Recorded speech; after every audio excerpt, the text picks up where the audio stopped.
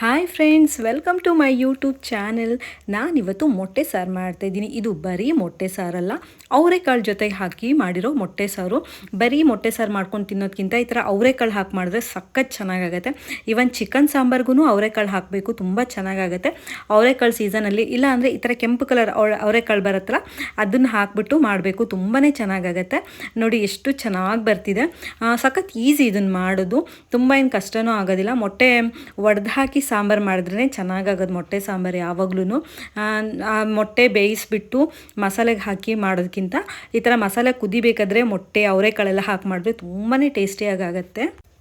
ನಾನಿಲ್ಲಿ ಫಸ್ಟಿಗೆ ಒಂದು ಸ್ವಲ್ಪ ಅವರೆಕಾಳು ತೊಗೊಂಡು ಅದನ್ನು ಬೇಯ್ಲಿಕ್ಕೆ ಇಟ್ಟಿದ್ದೀನಿ. ಫಸ್ಟಿಗೆ ಅವರೆಕಾಳು ಬೇಯಿಸ್ಕೊಂಬಿಟ್ರೆ ಈಸಿಯಾಗಿ ಮಾಡ್ಬೋದು ಅಂತ ಹೇಳಿಬಿಟ್ಟು ಸ್ವಲ್ಪ ಉಪ್ಪು ಹಾಕಿಬಿಟ್ಟು ಬೇಯಿಸ್ತಾ ಇದ್ದೀನಿ. ನೀವು ಕುಕ್ಕರಲ್ಲಿ ಬೇಯಿಸ್ಕೊಳ್ಳೋದಿದ್ರೆ ಬೇಯಿಸ್ಕೊಬೋದು, ಜಾಸ್ತಿ ಇದ್ದರೆ. ಸ್ವಲ್ಪ ಮಾಡ್ತಿದ್ದೀನಲ್ಲ ನಾನು, ಅದಕ್ಕೆ ಈ ಥರ ಬೇಯಿಸ್ಕೊಳ್ತಿದ್ದೀನಿ. ಅದು ಬೇಯೋ ತನಕ ನಾನಿಲ್ಲಿ ಒಂದು ಮಿಕ್ಸಿ ಜಾರ್ಗೆ ಸ್ವಲ್ಪ ಕಾಯಿ ತುರಿ ಹಾಕ್ಕೊಳ್ತಿದ್ದೀನಿ. ಅಂದರೆ ಮಸಾಲೆ ಮಾಡ್ಕೊಬೇಕಲ್ಲ, ನಾವು ಚಿಕನ್ ಸಾಂಬಾರಿಗೆಲ್ಲ ಮಸಾಲೆ ಮಾಡ್ತೀವಲ್ಲ, ಅದೇ ಥರ ಮಸಾಲೆ ಮಾಡಿದ್ರೆ ತುಂಬ ಚೆನ್ನಾಗಾಗತ್ತೆ ಮೊಟ್ಟೆ ಸಾಂಬಾರಿಗೆ.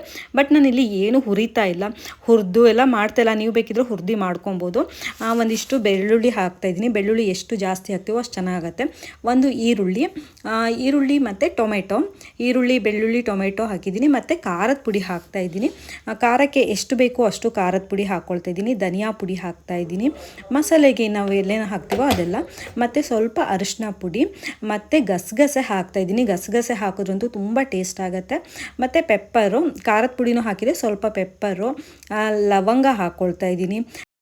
ಗರಂ ಮಸಾಲ ಐಟಮ್ಸ್ ಎಲ್ಲ ಇರತ್ತಲ್ಲ, ಅದನ್ನೆಲ್ಲ ನಾನು ಹಾಕ್ತಾಯಿದ್ದೀನಿ. ಅಂದರೆ ಗರಂ ಮಸಾಲ ಪುಡಿ ಎಲ್ಲ ನಾನು ಯಾವ ಅಡುಗೆಗೂ ಹಾಕೋದಿಲ್ಲ. ಸ್ವಲ್ಪ ಜೀರಿಗೆ ಹಾಕ್ಕೊಳ್ತಾಯಿದ್ದೀನಿ. ಜೀರಿಗೆ ಸ್ವಲ್ಪ ಜಾಸ್ತಿನೇ ಹಾಕ್ಕೊಬೇಕು, ಏನಕ್ಕಂದರೆ ಎಗ್ಗು ಸ್ವಲ್ಪ ಗ್ಯಾಸ್ಟ್ರಿಕ್ ಆಗುತ್ತೆ ತಿಂದರೆ. ಅದ್ರ ಜೊತೆಗೆ ಅವರೆಕಾಳು ಬೇರೆ ಹಾಕ್ಬಿಟ್ಟಿದ್ದೀನಿ, ಇನ್ನೂ ಗ್ಯಾಸ್ಟ್ರಿಕ್ ಜಾಸ್ತಿ ಆಗಿಬಿಡತ್ತೆ. ಅದಕ್ಕೆ ಸ್ವಲ್ಪ ಜೀರಿಗೆ ಅದೆಲ್ಲ ಜಾಸ್ತಿ ಹಾಕಿದ್ರೆ ಅಷ್ಟು ಗ್ಯಾಸ್ಟ್ರಿಕ್ ಆಗೋದಿಲ್ಲ. ಸೊ ಅದನ್ನು ನೈಸಾಗಿ ಪೇಸ್ಟ್ ಮಾಡ್ಕೊಬೇಕು. ಈಗ ಒಂದು ಪಾತ್ರೆನ ಇಟ್ಕೊಂಡು ಕೊಕೊನಟ್ ಆಯಿಲ್ ಹಾಕ್ಕೊಂಡು ಬೆಳ್ಳುಳ್ಳಿ ಒಗ್ಗರಣೆ ಹಾಕಲೇಬೇಕು ಮೊಟ್ಟೆ ಸಾರಿಗೆ, ಅದು ತುಂಬ ಚೆನ್ನಾಗಿ ಫ್ಲೇವರ್ ಕೊಡುತ್ತೆ. ಸೊ ಬೆಳ್ಳುಳ್ಳಿ ಒಗ್ಗರಣೆ ಹಾಕ್ಕೊಬೇಕು. ಒಂದು ಈರುಳ್ಳಿ ಮಿಕ್ಸಿ ಮಾಡೋಕ್ಕೆ ಹಾಕಿದ್ದೆ, ಇನ್ನೊಂದು ಈರುಳ್ಳಿ ಫ್ರೈ ಮಾಡೋಕ್ಕೆ ಹಾಕ್ತಿದ್ದೀನಿ. ಈರುಳ್ಳಿ ಚೆನ್ನಾಗಿ ಫ್ರೈ ಆಗಬೇಕು. ಆಮೇಲೆ ಒಂದು ಟೊಮೆಟೊನೂ ಅಷ್ಟೇ ಚೆನ್ನಾಗಿ ಫ್ರೈ ಮಾಡ್ಕೊಬೇಕು. ಈರುಳ್ಳಿ, ಟೊಮೆಟೊ, ಬೆಳ್ಳುಳ್ಳಿ ಇಷ್ಟೇ ಹಾಕ್ಕೊಂಡಿದ್ದೀನಿ. ಸ್ವಲ್ಪ ಸಾಲ್ಟ್ ಹಾಕ್ಕೊಂಡಿದ್ದೀನಿ. ಸಾಲ್ಟ್ ಹಾಕ್ಕೊಂಡು ಫ್ರೈ ಮಾಡಿದ್ರೆ ಬೇಗ ಫ್ರೈ ಆಗುತ್ತೆ ಅಂತ ಹೇಳ್ಬಿಟ್ಟು ಇವಾಗಲೇ ಸಾಲ್ಟ್ ಹಾಕ್ಕೊಳ್ತಿದ್ದೀನಿ. ಆಮೇಲೆ ಸ್ವಲ್ಪ ಸಾಲ್ಟ್ ಹಾಕ್ಕೊಂಡ್ರೆ ಆಯಿತು. ಇವಾಗ ಮಸಾಲೆ ಮಿಕ್ಸಿ ಮಾಡಿರೋದನ್ನು ಹಾಕ್ತಾಯಿದ್ದೀನಿ.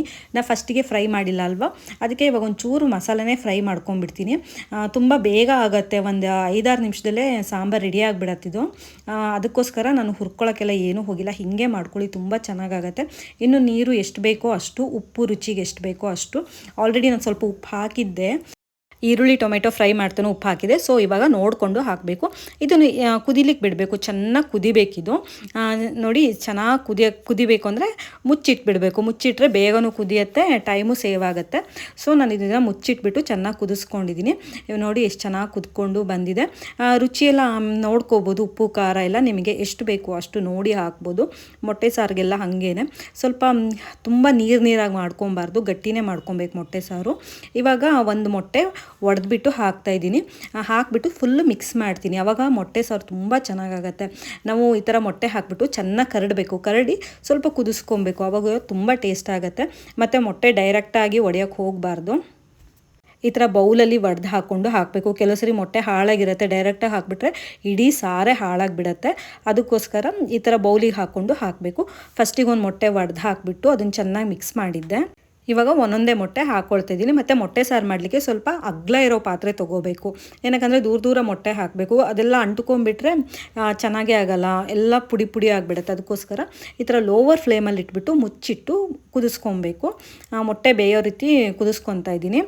ನಾನು ಇನ್ನೂ ಕಾಳು ಇದಕ್ಕೆ ಹಾಕಿಲ್ಲ, ಏನಕ್ಕಂದರೆ ಫಸ್ಟಿಗೆ ಕಾಳು ಹಾಕಿಬಿಟ್ರೆ ಮೊಟ್ಟೆ ಹಾಕಿದ್ರೆ ಮೊಟ್ಟೆ ಒಳಗಡೆ ಎಲ್ಲ ಕಾಳು ಸೇರ್ಕೊಂಡ್ಬಿಡತ್ತೆ, ಚೆನ್ನಾಗಾಗೋದಿಲ್ಲ.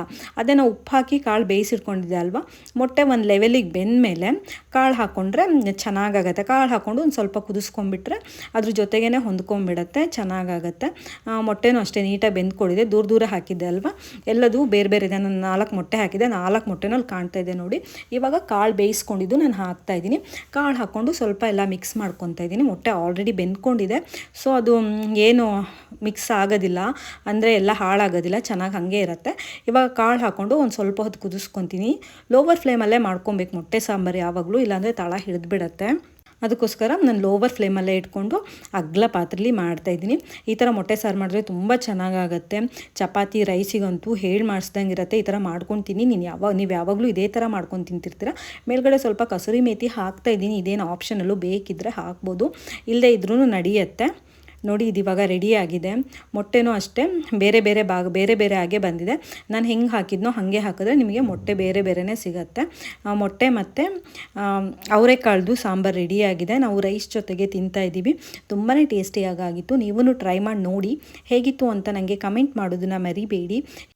ಈ ಥರ ಮೊಟ್ಟೆ ಸಾಂಬಾರು ಮಾಡ್ಕೊಂಡ್ರೇ ಅದೊಂಥರ ಮೊಟ್ಟೆ ಸಾರು ಥರ ಫ್ಲೇವರು ಮತ್ತು ಫೀಲ್ ಬರುತ್ತೆ. ಮೊಟ್ಟೆ ಬೇಯಿಸ್ಕೊಂಡು ಮಸಾಲೆಗೆ ಹಾಕ್ಕೊಂಡು ತಿನ್ನೋದಕ್ಕಿಂತ ಈ ಥರ ಮಾಡ್ಕೊಂಡು ತಿಂದರೆ ತುಂಬ ಟೇಸ್ಟಿ ಆಗುತ್ತೆ. ಅದೇ ಸ್ವಲ್ಪ ಹುಷಾರಾಗಿ ಮಾಡಿಕೊಂಡ್ರೆ ನಮಗೆ ಇಡೀ ಮೊಟ್ಟೆನೇ ಸಾಂಬಾರಲ್ಲಿ ಸಿಗುತ್ತೆ. ಇದಿವಾಗ ರೆಡಿಯಾಗಿದೆ. ನಿಮಗೆ ಈ ವಿಡಿಯೋ ಇಷ್ಟ ಆಗಿದರೆ ಲೈಕ್, ಶೇರ್, ಕಮೆಂಟ್ ಮಾಡಿ. ಹೀಗೆ ನಾನು ಹೊಸ ರೆಸಿಪೀಸ್ನ ಅಪ್ಲೋಡ್ ಮಾಡ್ತಾ ಇರ್ತೀನಿ. ಸಪೋರ್ಟ್ ಮಾಡಿ. Thank you all for watching.